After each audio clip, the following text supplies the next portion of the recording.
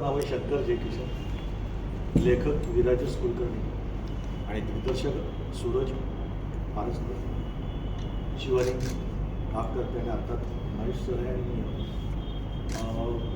याचे नेपथ्य केले संदेश बोलके आणि म्युझिक अजित परब आणि गीत क्षितिज पटवर्धन त्यांनी केले, गाणे आणि लाईट्स श्याम चव्हाण. एकत्र एक लक्ष्मण आमचा क्वश्चन. एकत्रित एक चांगलं फॅमिली एंटरटेनमेंट नाटक आहे. आता मला असं वाटतं की सूरजने बोलावं त्याचं दिग्दर्शनाचं पहिलं नाटक माझं. एखादा नशीब असतं एखादं की पहिलंच नाटक करायला एवढे दिग्गज मंडळी मिळतात आणि विराजस आणि मी बरेच वर्ष एकत्र काम करतो. त्यामुळे असं काहीतरी नाटक करावं जे आपल्या जवळचं आहे, जीवाभावाचं आहे आणि दोघांनाही वडील हा विषय खूप जवळचा आहे, मैत्री हा विषय खूप जवळचा आहे. म्हणून या नाटकामध्ये वडील आणि मुलगी यांच्या नात्यावरचं आणि दोन मित्रांची अशी एक गंमत आहे.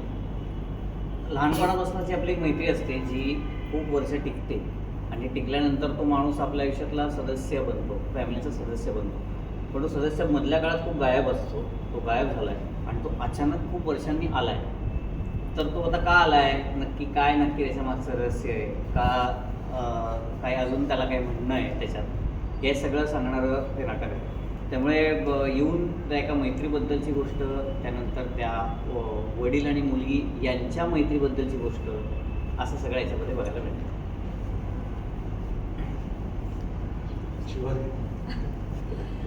नाही, सूरज म्हणला ते खूप खरं आहे की नशीब लागतं की इतकी छान सगळी टीम जुळून आली. मी आधी भरत सरांबरोबर माझं पहिलं कमर्शियल नाटक केलं होतं वेलकमचं 2017 आणि त्यानंतर आता पुन्हा माझं दुसरं कमर्शियल नाटक सुद्धा मी त्यांच्याबरोबर करू शकते. महेश सरांबरोबर तर मी पहिल्यांदा काम करते आहे. तर खरंच माझं सूरजचं भाग्य आहे की आपण इथल्या छान मस्त टीमबरोबर काम करत आहोत.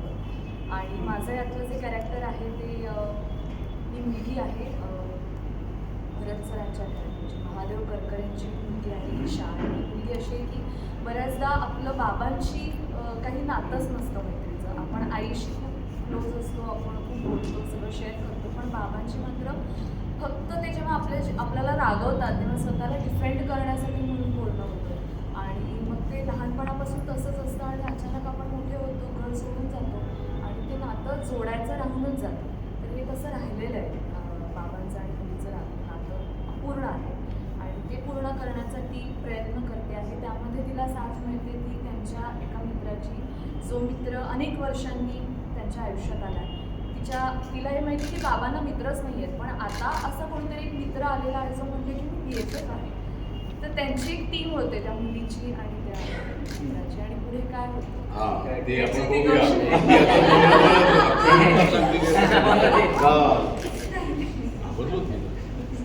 सर, तुम्हाला एकतर रंगभूमीवर पाहणं आज खूप मोठी पर्वणी आहे आपल्या सगळ्यांना आणि त्यामुळे खूप एक्साइटमेंट आहे. ते 19 तारखेनंतर पुन्हा बोला या. हो, कारण खूप वर्षांनी काम करतात. जवळजवळ 29 वर्ष झाली म्हणजे असं फुल लेंथ नाटक करतो. आणि काय नाही, भरत हा माझा खूप जुना मित्र आहे. तर म्हणजे गो लॉंग वे बॅक. म्हणजे त्याच्या पहिल्या नाटकापासून मी आणि भरत एकत्र होतो. आणि माझं असं म्हणणं आहे की भरत हा खूपच गुणी नट आहे. आणि त्यावेळेला भरतसाठी मी काही नाही म्हणू शकलो नाही. तर मला नाटक करूया का म्हणजे करूया. मी काही वाचलं पण नव्हतं, काही मला करूया म्हणून करूया. आणि गंमत आहे नाटकात. म्हणजे मी काहीच सांगणार नाही आहे नाटकाबद्दल, पण ते एक असं नाटक आहे जे तुम्ही पाहिलेलं नाही. ते टिपिकल नाटक नाही आहे. त्याच्यात फार गंमत आहे. म्हणजे ती असं माझं लव्ह हेट रिलेशनशिप तुम्हाला खूप छान बघायला मिळेल नाटकात. आणि खूप यंग टीम आहे. म्हणजे मला खूप वर्षांनी काम करतो याचा आनंद आहे. आणि आजच्या पिढीची टीम आहे. म्हणजे सूरज काय आहे, शिवानी काय आहे, विराजेश काय आहे. त्यामुळे गंमत आहे. मी एन्जॉय करतो. आणि इन जनरलच म्हणजे माझी खात्री हे नाटक लोकांना आवडेल याची मला 100% खात्री आहे. कारण ते टिपिकल नाटक नाही आणि पुन्हा पुनराजीवित नाटक नाही. म्हणजे थोडं काय होतं लोक थोडे सेफ भेटतात, मी एक पुनराजीवित नाटक केलं, पण हे या नाटकाचं फ्रेशनेस आहे तो खरंच लोकांना आवडेल. बरंच तुमच्या दोघांचं केमिस्ट्री म्हणजे ऑल द बेस्ट पासूनची ही केमिस्ट्री आहे. पण रघुवीर पहिल्यांदा तुम्ही दोघे एकत्र दिसणार आहात, तुम्ही कसं करताय? तर सरांनी सांगितलं त्याप्रमाणे मी एकांकी स्पर्धेतून आलो आहे आणि जी एकांकी हिट झाली ती कॉलेज लेवल पातळीवर हिट होती, पण आयुष्यात तेच एकांकिकाचं नाटक हिट होणं सर्वश्री सरांचे कारण महेश सरांनी मला तिथून हात दिला खऱ्या अर्थाने. म्हणजे आम्ही एकांकिकेतून व्यावसायिक नाटकात प्रवेश करताना ते सुद्धा मोहनबागांसारख्या मोठ्या बलाढ्य निर्मात्याकडे काम करणं. आता महेश सर पण त्यात निर्माते होते, पण ते एक मोठा हात देणं एक प्रत्येक एकांकिका स्पर्धेतल्या प्रत्येक कलाकाराला वाटतं.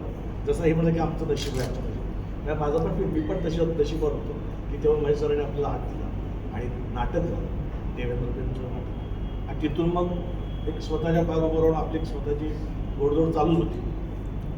बऱ्याच वर्षानंतर हा योग आला खरं तर की जसं हे दोघं म्हणतात की नशीबवाला आम्ही मला पण असं वाटते की मी जेव्हा वाचलं तेव्हा मला खरंच आता प्रामाणिकपणे म्हटले तिथं मला मांजरेकर सर दिसत बाकी काही नाही.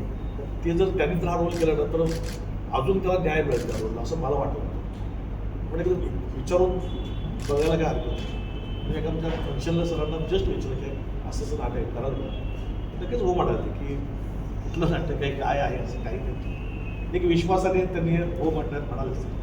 पण नाटक त्यांना आवडणं खूप गरजेचं होतं बाहेर दृष्टीने. आणि परत आता मला तोच आनंद आहे, जर ह्या दोघांना आमच्यासोबत काम करायचा आनंद आहे तसं मला देखील यांच्यासोबत काम करण्याचा एक वेगळा आनंद आहे. कारण आत्तापर्यंत मी त्यांना कधीच अरेतुरी इतक्या वर्षात कधीच केलं नाही. स्टेजवर मला अरेतुरी करताना एका दुसरा शब्द टाकायचे पण जरासं थांबतो, विचार करतो. कारण आपण एक गुरुतुल्य म्हणून माणसांना काही मान्य करतो वा एक व्यक्ती गुरुतुल्य आहे, ही आदर्श व्यक्ती आहे. पण स्टेजवर आल्यानंतर आपल्याला त्यातून बाहेर म्हणून आपलं वेगळं कॅरेक्टर करायचं. तर त्याचा एक वेगळाच आनंद सध्या मी रिहर्सलमध्ये घेतो आहे. अर्थात नाटक येणार त्या नाटकाची गंमत ती नाटकाची माझी लोकांसाठी वेगळी असेल, पण रिहर्सलमध्ये ॲक्टरची एक वेगळी मजा असते. ती मजा गिव्हन टेक आणि मग कुठे थांबायला लागतं, कुठे ओपन व्हायचं ती रिस्क असते जेव्हा आपण एखाद्या व्यक्तीला खूप रिस्पेक्ट करतो. पण त्या गोष्टी आम्हाला हाताळताना खूप बरं वाटतं. आणि सुरेश जरी म्हणत आहे त्याचं पहिलं नाटक आहे, पण मला असं वाटत नाही की त्याचं पहिलं त्याने खूप एकांकिका केल्यामुळे ना तो खूप छान पद्धतीने तिला हँडल करतो. नाटक बसवणं सोपं काम नाही आहे आणि त्यात थोडंसं डोक्यात टेन्शन घेऊन बसवणं ते तर आहे. पण मला महेश्वरांचं आणि कौतुक वाटतं की त्याने कोणी जसं मी त्याला सांगितलं की असंच पाहिजे तसं तो त्याच्या पद्धतीनं फ्री आहे काम करायला, तो त्याच्या पद्धतीने चांगलं करतोय आणि जे करतोय ते आम्हालाही आवडतं. त्यात विशेष त्याचं कौतुक आणि विराजस त्याने नाटक लिहिलं आहे. कधी कधी काय होतं कलाकारांना जर छान नाटक लिखाणात येतं ना ते एक्स्ट्रा काय करायची गरज वाटत. तशा नाटकाला आहे ना छान लिहिलं गेलं, छान त्याने त्याची मतं मांडली गेली. त्यामुळे असं वाटतं की आम्हाला ते गाताना पण ते लाईव्ह वाटते, आम्ही ते एन्जॉय होतो. त्यामुळे होतं की नाटक आवडेल सगळ्यांना. आणि या तुमच्या माध्यमातून मी सर्व रसिक प्रेक्षकांना सांगतो की 19 डिसेंबरपासून नाटक येतं. 19, 20, 21 आणि पुढे लगातार सुरू येतं. जिथे जिथे जवळजवळ नाट्यगृह असेल आपण नाटक पाहावं. सर माझा प्रश्न बऱ्याच आणि सगळं